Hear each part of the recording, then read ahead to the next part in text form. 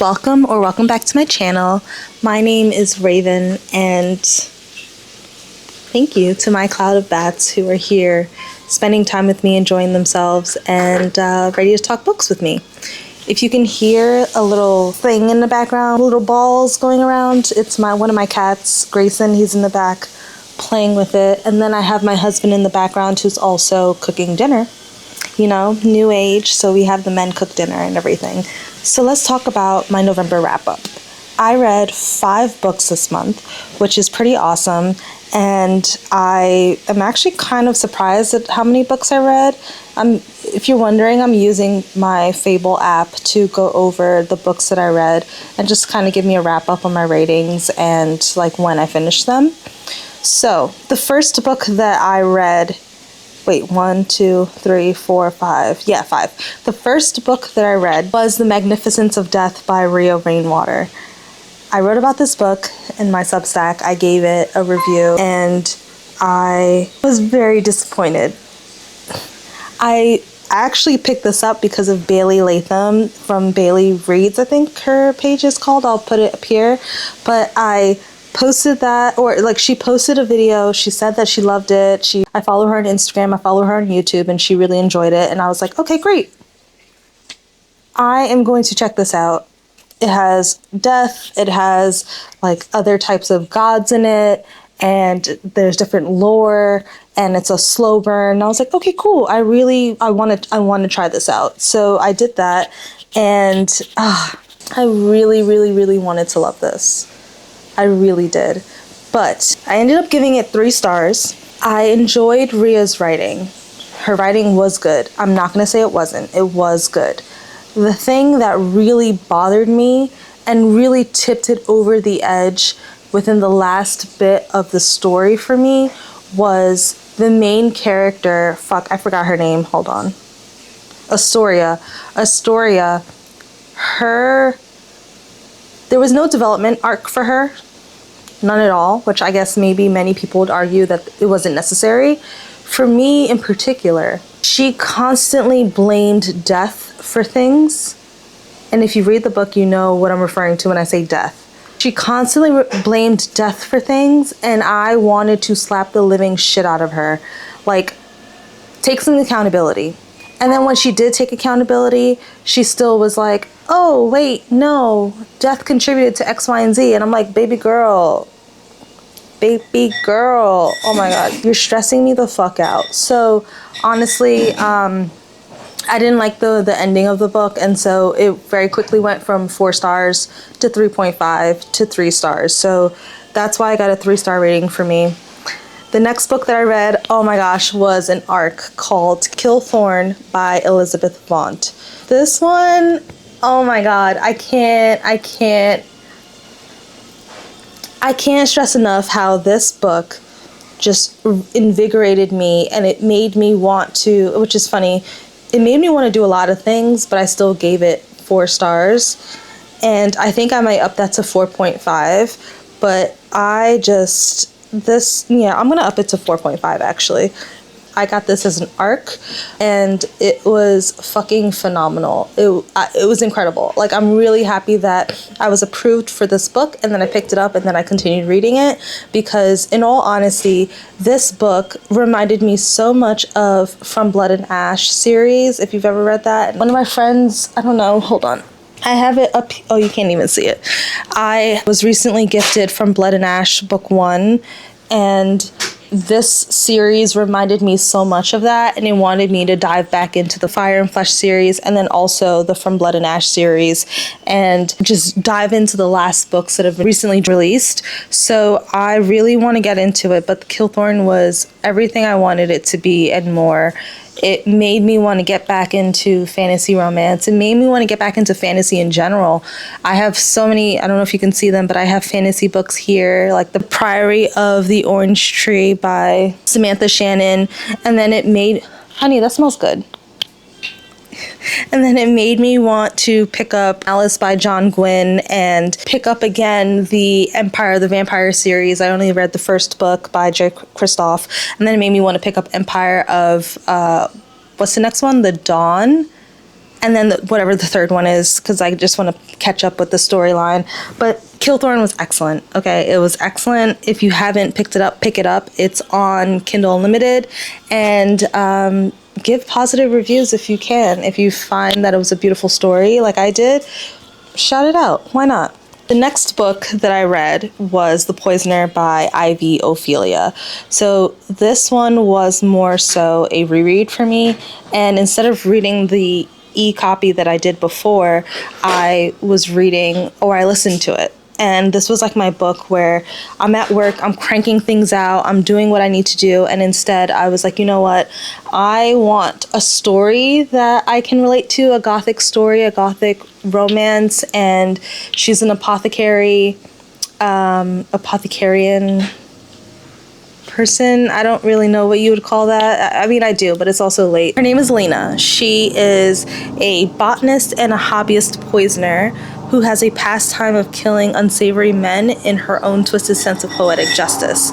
Now I'm here for that. I am. And Silas is this vampire, or Silas is a vipera that becomes enthralled with her, and he visits her in the apothecary one day and she poisons him, but he's affected by it. But it's like one of those things where it's like, oh shit, you're playing hard to get. Like, I'm intrigued. So I love this story so much, and I can't wait for The Arachnid to come out as well, which is the second book in this series. But this one, of course, I gave it a 5-star rating the first time that I read it, and now I'm giving it a 5-star rating as I listened to it, because the audiobook wasn't out when I first read it, and so it was just so good to just dive into while I'm at the office and I'm just enjoying myself and just immersing, as opposed to listening to a podcast or listening to music. So this was really great. The next book that I read was Black Flame by Gretchen Felker Martin. Let me see if I could pull the copy. Hold on. This book was beyond what I expected it to be, if I'm being very honest. Like, I thought it was going to be a horror film book. A horror book based off of horror film, right? As the cover would suggest, like, it has this really wonderful graphic, and she has, her eyes are kind of yellowed out, and then she also has film rolling out of her mouth. I was captivated by this cover, and I was like, this is fucking fantastic. Like, I love it. And it also has this like 2.5D, 3D-ish title, and it was stunning. I'm like, all right, I love this. I gave this book 4 stars. I gave it 4 stars. I think it had to do with the contents of the story. Like, this book ended up being a lot more gross than I thought it would be. And when I say gross, like, I love the macabre, I love disgusting, I love all those types of things. Like, the grosser the better for me. I wasn't expecting it to be like this, and the reason it got 4 stars for me personally is because it speaks about Jewish culture in New York, and it speaks about being a Jew in New York, but on the darker side of it. And darker side in terms of, this is about The Baroness, which is an infamous exploitation film that was filmed during the Nazi era. And it ends up haunting Ellen, who's like recovered the story, and her job is to recover it. And she is a Jew. But the thing is, she is coming to terms with her sexual identity while also being haunted by the Baroness, while having the Baroness influence a lot of her emotions and things that she thinks, she dreams of, things that she sees. And I thought that was a really, really interesting take, and I don't think we see a lot of commentary on the Jewish religion / culture, especially in New York City, the way that this is told. And this was so raw. It was so beautiful. Like, okay. This says, when lonely archivist Ellen Kramer, deeply closeted and pathologically repressed, begins restoring the hedonistic movie, it unspools dark desires from deep within her. And it really does. Like, it truly does. And it was done in such a way that was so authentic, so real, so beautifully told. And so I went into this not actually expecting it to be very much about the Jewish culture in New York, but it really was. And it told various sides of it, from the different culture aspects and like the parents and how they are in the culture, and then like being an archivist and how that's not seen as a type of job that you should have. Like this was just, I thought this was written well. It wasn't quite what I was expecting, but it was still, I think, very beautifully written and very straight to the point and just very horror filled. I wasn't expecting this and I loved it. 4 stars. Okay. And my last book for November was Torment by Dylan Page, Part 1. This book was beautiful. I went into it understanding that it was dark. I went into it understanding that it was emotional, that it pulled at the heartstrings. Now, if you know me, I am the Grinch. My heart is a little itty bitty witty witty, okay? Tiny. But the thing is, this one helped pull out certain emotions for me, and it was extraordinary. I thought it was beautiful. I spoke about this in another video that's going to come out, but also this book, it was simply written, not in a bad way, right? When we think simple, we think like childish, we think very little, we think whatever. This was not that at all. It was not ill written. It wasn't mediocre type written. It was done in a way where Dylan Page put on the page what happened, where these two characters were coming from. But although it was from the point of view of the main female character, Mina, and this was good, right? Like it's called the Bleeding Heart series, and I can fully understand why. I spoke about this in another video as well, but each character, especially the main 3 characters, we have Shay, we have Mina, and we have Keenan. Each of those 3 characters were wronged in some way, shape, or form, and were thrown into this lifestyle that they necessarily did not need to be a part of, if I'm being very honest. And so it's a dark book. It's taboo. There's age gap. There is it's a little bit of Sons of Anarchy. Just think Sons of Anarchy, but dark and taboo, and well, more taboo, you know, because they have a lot of crime going on here. But this is between a stepbrother and his stepsister. They meet when they're younger, and then they come together later on, but he's always been obsessed with her, and that's not spoiling anything. Like from the very beginning when they first meet, you can tell. And it's very obvious, but it gets darker and it gets more rich in just like fear for like the characters and what they're each going through. And so this book, I had to take a bubble bath because I was just like, I need to decompress. I need to decompress and go in the bath. I need my lavender magnesium bath salts. I need my music, my Adele. I need my Cleo Soul. I need to just fucking chill, because it was a lot for me emotionally. And the last time I read a book like this was Still Beating by Jennifer Hartman, and that one was great. And I am a sadist because I genuinely love books that make me hurt.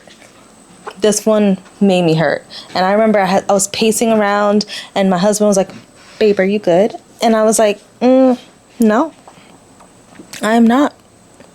I need a hug, because this is a lot for me. And thank God for him. He's just like, "All right, come babe, I'll give you a hug." And I'm like, I'm so sad.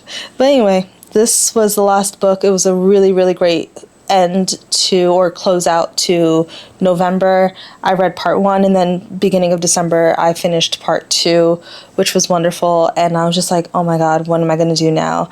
But I moved into dark fantasy and I moved into gothic romance, which is wonderful. And really that's it. So in terms of ratings, we have pretty good ratings. So just to recap, I gave The Magnificence of Death by Rhea Rainwater 3 stars. Killthorn, I gave 4.5 stars. The Poisoner, I gave 5 stars. Black Flame, I gave 4 stars. And then Torment Part 1, the Bleeding Heart series, I gave 4.5 stars. And then just to jump ahead for 2 seconds, I gave the second part 4.5 stars as well. But that's pretty much all that I read. If you're wondering, again, I got my stats from Fable, which I have here, my trusty little Fable, and I use that for literally everything right now. I am enjoying it. This month, November, I met my reading goal of 60 books, finally, which is wonderful. And I am super, super happy where I am currently. Fable is calling me the overachiever. Like, hello. But anyway, that's what I have right now, and that's what I guess we can look forward to next time. If you've read any of these books, I'm so curious. Please drop down in the comments which of these books you've read, which one has been on your TBR, how long it's been on your TBR maybe, and let's chat. Because this year I've gotten into the realm of dark romance. I've been a fantasy girly. I've been not really romance girly, but I've been a fantasy girly with a touch of romance for the longest time. And so I'm very curious as to what we have in common. And if you met your reading goal in November, if you didn't, and let's chat. I have an Instagram, Velvet and Ink, and I'm also on Substack. I'm also on TikTok, and I'm on all the platforms really. So let's talk any way that we can, any platform, any means that we can. I would love to talk to anyone and everyone about books. I am that book reader. But yeah, that's all for now. Until next time, thank you for joining.